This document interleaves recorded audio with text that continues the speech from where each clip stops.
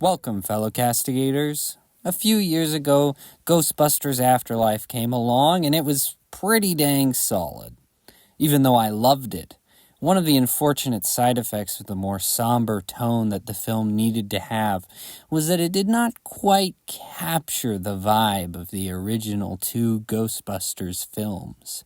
It's understandable considering the location and the morbid subject matter, but it was clear that if the franchise was to have longevity, they were going to have to amp up the charm in the sequel. So, did they succeed?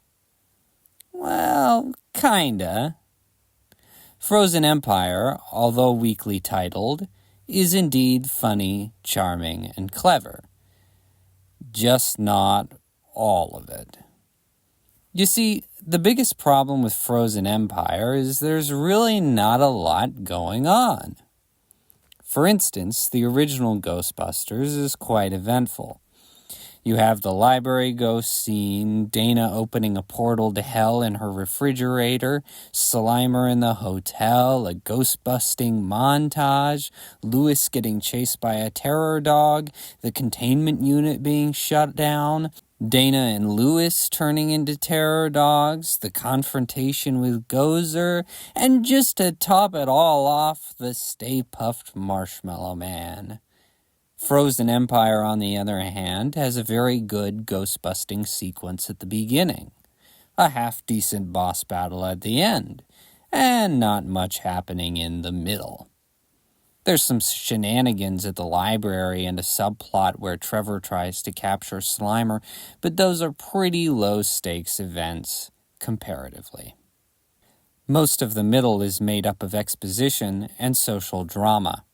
This is the longest Ghostbusters movie so far, and you really feel it. The subplot about Phoebe being too young to ghost bust is uninteresting and doesn't go anywhere, and the exposition is spread across about a dozen different characters. The new characters are Dr. Hubert Wartsky, Nadim Razmati, Melody, and Dr. Lars Pinfield. Dr. Wartsky, despite being played by Patton Oswalt, isn't too offensive. He essentially exists to deal out exposition. I understand that it's an excuse to do a library sequence, but it could have just as easily been information that was known to Ray, Nadim, or Lars. Nadim in particularly is less useful as a result. He gets his moment to shine in the end, but I feel like since he has the most connection to the film's villain, he could have easily been more intertwined in the story. Melody, however, is entirely useless, and her scenes with Phoebe are written so badly that they fail to add anything to either character. The only new character that feels essential to the story is Lars Pinfield, who is the head of Winston's new ghost research lab.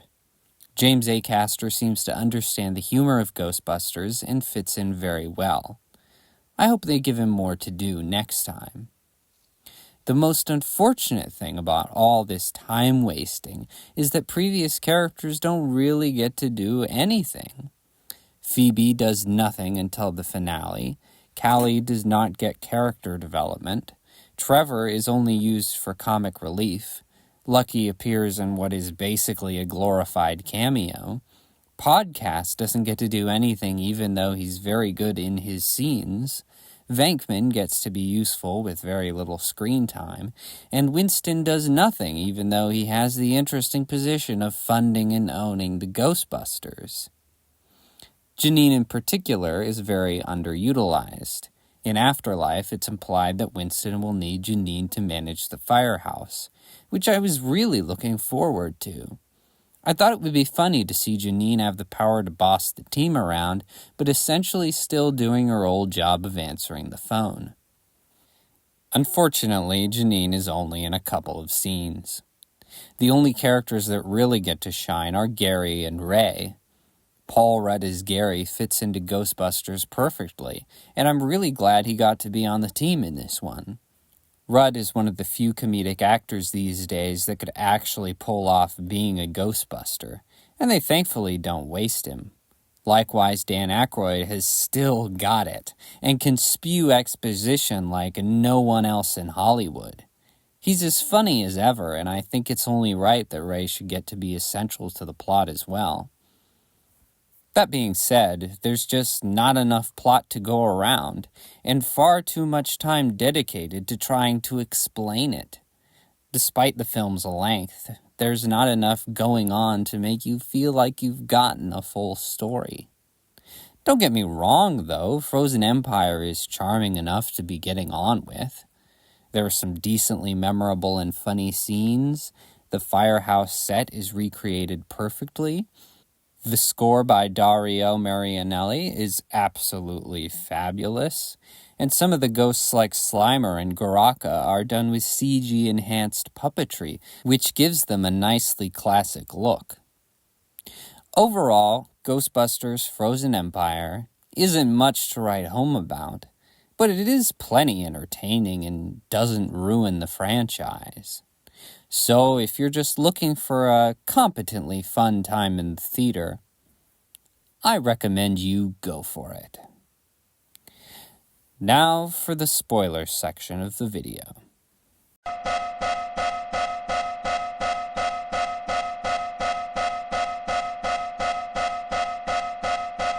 Now that you've seen all 4 Ghostbusters films, and you better have, I have some complaints that need addressing. As I said, there's a million characters, and both the Afterlife cast and the original cast feel sidelined. No one is really quite prominent, which makes the movie feel aimless in the middle. The number of characters isn't even the major culprit. It's really the pacing of the screenplay that makes it feel as if nothing is happening. The exposition getting dragged on and on is terrible, but I have to say the biggest time waster in the whole film is Melody, the ghost girl. Her unfinished business is poorly explained. Her deal with Goraka is poorly explained. Her scenes with Phoebe are boring as hell and don't even provide character development for Phoebe. And her role in the finale could easily have been written out. It's the laziest excuse for a character's existence that I've seen in a long time.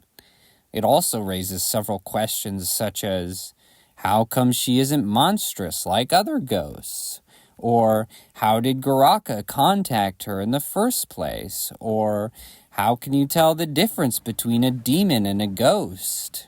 Or, why don't the Ghostbusters ever help ghosts achieve their unfinished business? I know a couple of those questions were raised when Egon became a ghost, but I was willing to accept it as the result of the needful respect for the character.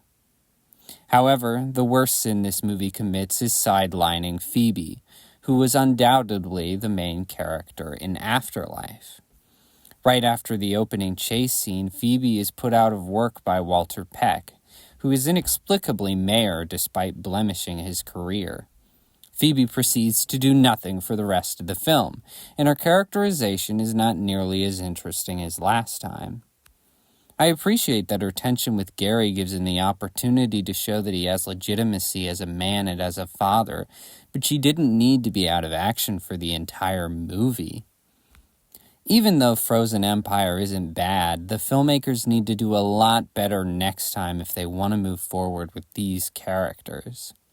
I think they need to focus on a more stripped-down Ghostbusters team with just 4 to 5 members going out on call. If I had to pick, Gary, Phoebe, Lars, and Podcast would make the best main story team for future installments. As side characters, I definitely keep Ray as supernatural advisor and Janine as manager. I'm not sure what you would do with Callie, Trevor, and Lucky. Maybe Callie is now a magnet for spiritual activity, functioning as the Dana Barrett type. And perhaps Trevor is going to college and can be a witness or catalyst for some weird goings-on. Hell, maybe Callie works at the university in some capacity. Lucky can stay in the ghost lab, I suppose, and assist in stuff. They really wrote themselves into a corner with characters that have outlived their usefulness. It's a really bad deal because it doesn't leave much room for the return of great characters like Louis Tully or Janos Poha or Oscar Barrett, who really should have been the same character that Paul Rudd plays. Anyhow, I'm being a big silly nerd now. The point is, Ghostbusters has the potential to continue to be a really great franchise, and it's pretty concerning to witness them almost miss the mark. Thanks for listening.